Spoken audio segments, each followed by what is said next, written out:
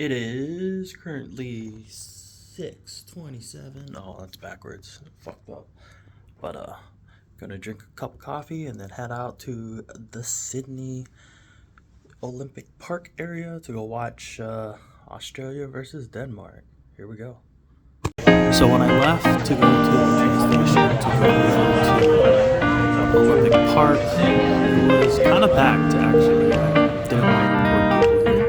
And honestly, the vibes going to the stadium or just being in that general area were pretty good. I mean, this was my first ever World Cup experience, first ever soccer/football game ever. So it was all kind of new to me as far as differing from American football environments. Sorry, I'm gonna have to give the nod to the American football, at least the college aspect in regards to it. This was actually pretty cool. They had the fire stuff going on. I'm not entirely too sure. I guess this was supposed to be like a cocktail house. Got myself a beer before I ended up taking my seats, and this is where everyone stood for the national anthem. Came walking out, and pretty much it is game time. Let's go.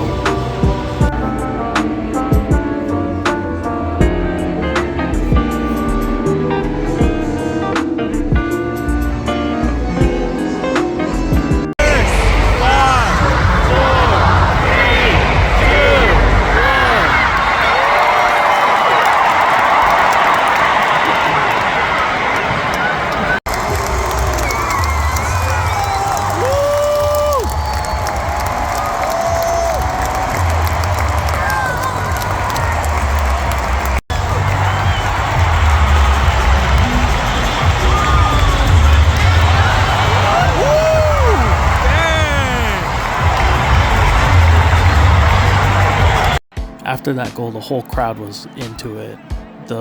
They started doing the wave, which you can see here, but in the upper deck, it was kind of crazy because they were doing chants and whatnot. And I believe on the far side of the goal, which you'll see later on in the vlog, they were actually getting kind of crazy over there in the corner. This is at halftime. The score was 1-0 still, and I was just taking it all in, just watching everything. Everyone's getting beers and whatnot.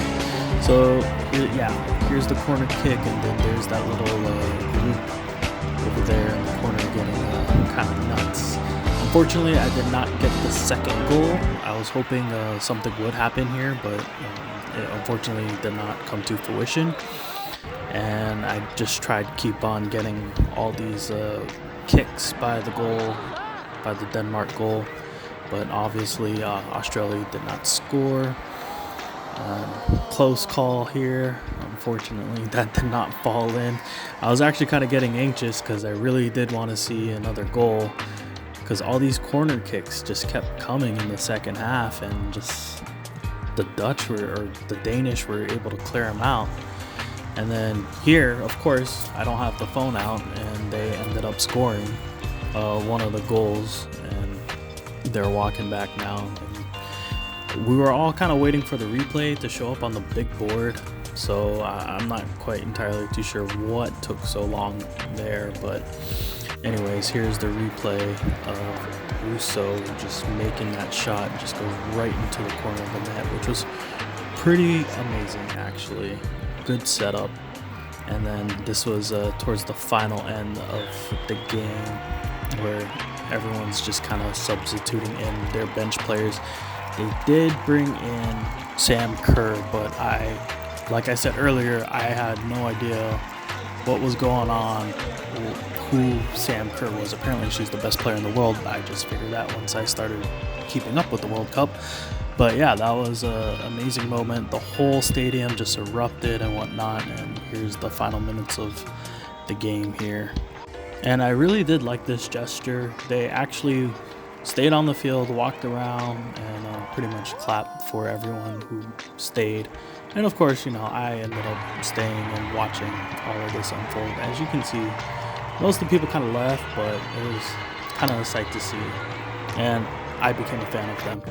After the game, train delays in Sydney, of course, that's normal.